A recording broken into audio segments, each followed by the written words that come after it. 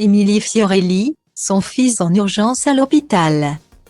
Si l'on tentait à plusieurs reprises de recoller les morceaux, Émilie Fiorelli et Mbaye Niang se sont finalement séparés après avoir donné naissance à 2 enfants, Luna, née en avril 2018, et Pharrell, né en août 2020.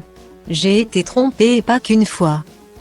Oui, j'ai été salie, humiliée et bien plus que j'éviterai d'étaler ici, je n'en suis pas fière. Aujourd'hui, j'ai fait le choix, depuis un moment, de ne plus donner de chance au couple que l'on formait. Avait-elle expliqué sur les réseaux sociaux. Désormais, Émilie Fiorelli mène une vie de maman célibataire et partage son quotidien parfois très rythmé sur Instagram. En octobre 2022, l'influenceuse révélée dans l'émission Secret Story avait révélé à ses abonnés avoir vécu une grande frayeur. Encore une aventure ce soir. Je suis partie aux urgences parce que mon fils respirait mal d'une narine.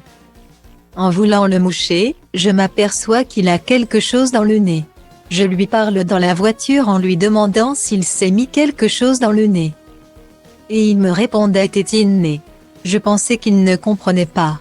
Mais au final, il me disait simplement qu'il s'était mis le bout de sa tétine dans le nez. Monsieur adore mordre ses tétines. Il les détruit tous les 2 jours et voilà le résultat.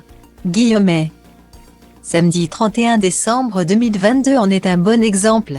À l'aube du nouvel an, Émilie Fiorelli a dû se résoudre à passer par la case urgence.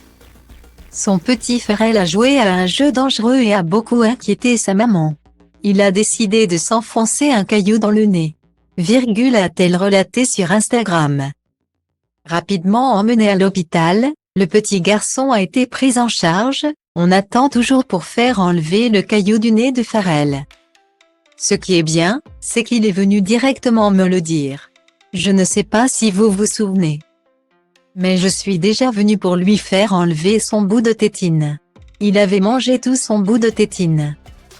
Il se l'était enfoncé jusqu'en haut du nez. C'est très dangereux, ça peut l'étouffer. S'est-elle souvenue.